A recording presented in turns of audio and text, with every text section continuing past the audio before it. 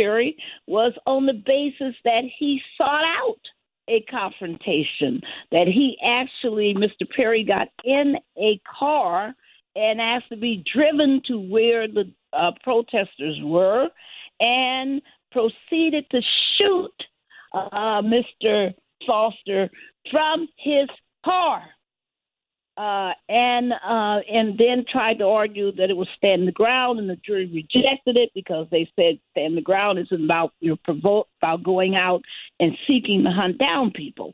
But the all governor appointed board, Texas State Parole Board, decided after tremendous advocacy by the white supremacist MAGA folks who have been, this fight around this issue of the pardon has been going on for months. I've been following it because it's been so vocal, so viciously pursued by white supremacists throughout the country for Abbott to make this decision. And then he did it after the guy had only served 1 year of a 25-year sentence.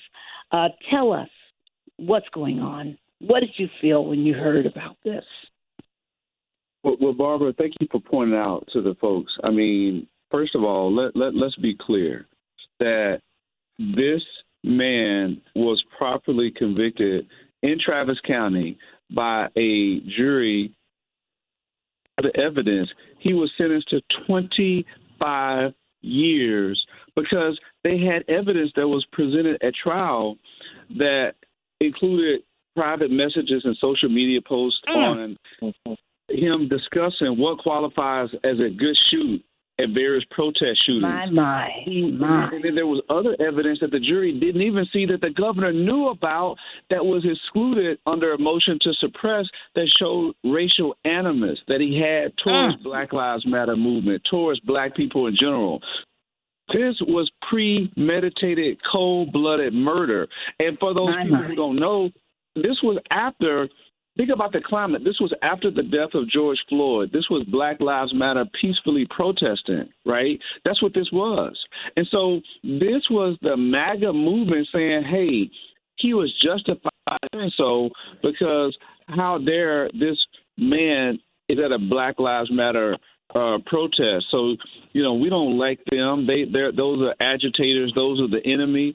And so Governor Abbott put his influence on the Board of Pardon and Parole, the people that he appointed there, that says, hey, I want y'all to look at this. Like he said it openly. He didn't say it quietly. He said the quiet part out loud. He said, look, I want you guys to look at this because I want to pardon him. He told them, I want to pardon him. That's why we were all outraged, like no freaking way. So there were advocacy groups. We put on all kind of pressure and shared the Legislative Black Caucus. I was engaged. We had other people engaged. We thought we put all kind of pressure. This would set us back. This is racist. This is, we were full court press. Now, long story short, this is unprecedented. There's never been, as far as I've known, a governor that pardoned a person who was convicted of cold-blooded murder. So this is unprecedented, Barbara. And in fact, Governor Abbott is only catering to the MAGA extremists asking for the pardon, right? So this is, what did Maya Angelou say? When people show you who they are, believe them the first time. Put this in context. Just so I can make my point clear. Governor Abbott, Governor DeSantis, with this anti-woke agenda and ending diversity, equity, and inclusion. He did that in February, Black History Month, nonetheless. He said, hey, there are more African Americans in Texas than any other state. Our diversity has grown so much, but Governor Abbott has had an attack on black and brown communities with voting rights, with voter suppression. And this was the latest slap in the face. You're talking about the way that he's assaulted students that were peacefully protesting, that were calling for a ceasefire, and attacking women's reproductive rights. So he has had a real MAGA moment of appealing to the most racist white supremacists, and this is the latest in that. And we're outraged. There's no one outside of those white supremacists that are saying this was a good decision, even people of good conscience that are Republicans saying, I don't understand this decision. Why would he pardon this man nonetheless? The only people that are excited are the very fringe, far-right racists who were the same people that were wanting to see, people like George Floyd and people who look like him, with a knee on their neck. So this is outrageous. Mm-hmm. I'm outraged by it. I sent an open letter about it. We've had other advocacy groups, Gary Bledsoe and other advocacy groups and other people of good conscience. And we want the governor to know you may have the power to do it, but we will not forget this. Right. And Representative Reynolds, one of the things that gets me with this case is that, and Judge Williams, who is a judge in both the state court as well as on the federal court, and the prosecutor certainly is extremely aware of the criminal process. One of the things that gets me in this case, though, Representative Reynolds, is this. There was never an appeal that was filed by Perry. There was no appeal filed. This is something that the governor has initiated in a way that the board, the parole board, really is going to review this stuff, and they're saying they're doing their own investigation, that they're actually being the appeal in this case, that they are doing an evidentiary review of this. There's got to be something wrong when, typically some type of review process is initiated by the convicted. That didn't happen here. They didn't file anything asking for a review. Yes, this is the governor just jumping into this, Representative Reynolds. Am I wrong? Yeah. Daryl, I'm so glad you pointed out. That's why I said this is unprecedented. They broke in all kind of standard, typical protocol where he would have filed an appeal asserting error or, the jury made the wrong decision or a sentence was too, whatever the reason was. He would have said it that would have been a standard thing. But we believe that by the governor inserting himself after the conviction, he said, well, hey, I don't need the appeal. I got the governor that's going to do my bidding for me. There was sufficient evidence, so he probably would have lost the appeal.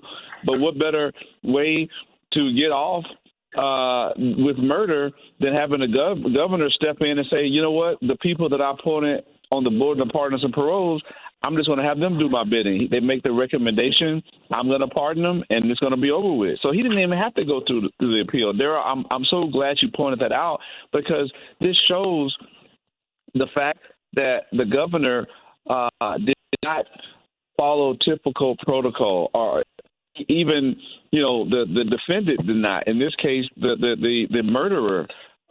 He did not do it. So I've never seen anything like this, Daryl. This is really, I guarantee you, if it was the other way around and a black man was accused of killing someone that was protesting at an NRA movement, right, or a MAGA movement, that Governor Abbott would not have pardoned that black who shot someone who was at one of those movements. I guarantee you, I'll put everything that I have, and then that Governor Abbott would not have done that and did the right thing by doing that. There are many people have been targeted and convicted from juries on bogus stuff.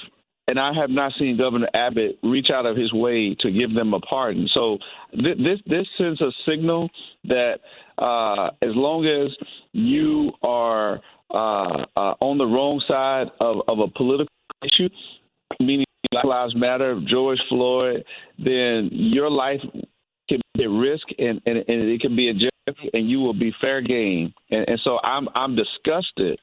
Any conscience should be disgusted that Governor Abbott would this kind of political partisan politics, only appealing to the extreme MAGA worst. And that, quite frankly, is what Governor Abbott is doing. Thank you so much. We're almost out of time for our show. Can you tell people how do they get in touch with you? Yes, Barbara. So They can find me. Currently, I'm the chair of the Texas Legislative Black Caucus. They can find me at our Texas Legislative Black Caucus on social media. They can reach out and I'll definitely be glad to share it with you information so you can give it to them in terms of numbers. But I look forward to continuing to stay engaged and working with TJC to continue speaking truth to power and making sure we mobilize people across the country to get out and vote and make a difference. We appreciate you. Same question, Judge Williams. How do people get in touch with you, sir?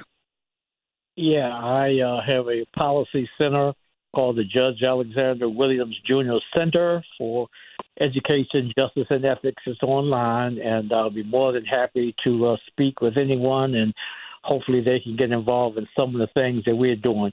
It was just so glad to hear from Representative Reynolds, and this is a clear case of the corrupt exercise of pardoning power. You saw it. Yes. Exactly what he said. And it's not the first time we've seen it. We saw Arizona Sheriff Joe Arpaio. Remember him? He was pardoned for criminal contempt of court. And he had been convicted for disobeying a federal judge's order to stop racial profiling and detaining individuals illegally, and yet he was pardoned. So this isn't the first time that we've seen what I call corrupt exercise of pardoning power. Thank you. And Reverend Brown, can you please tell us quickly, how can people get in touch with you, sir?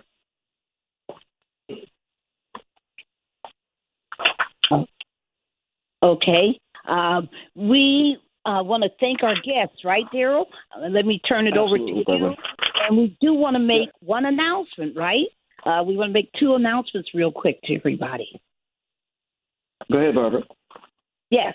First of all, everyone, we want you to know that on June 5th, we'll be in Brunswick with the Ahmaud Arbery family to defend the jury conviction of these murderers. And they are trying to have they're having a hearing because they want to have a new trial.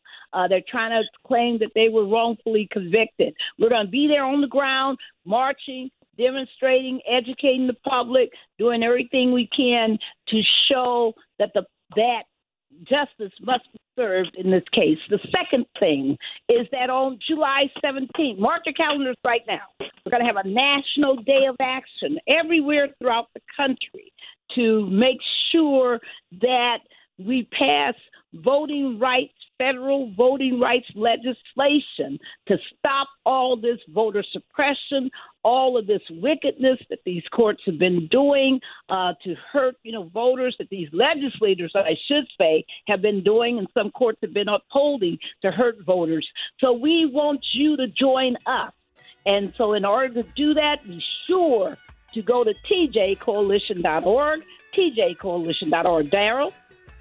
Special thank you to Representative Ron Reynolds, former Judge Alexander Williams, and Reverend Chauncey Brown for being with us today. Folks, all three are an example of why we need to get off the sidewalks and into the street. Let's stand up for our rights. Let's get out there. Let's vote. Let's vote. Let's vote.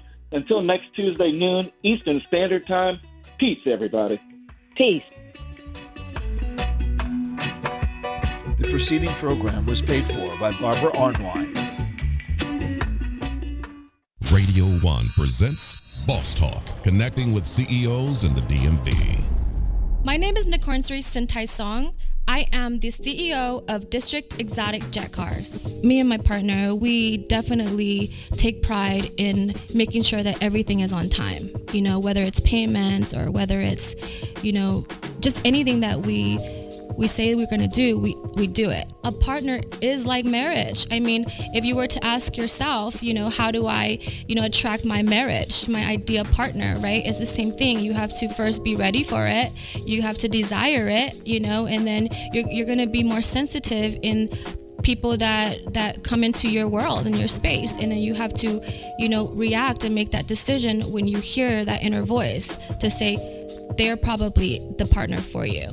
This is Boss Talk, inspiration from CEOs right here in the DMV.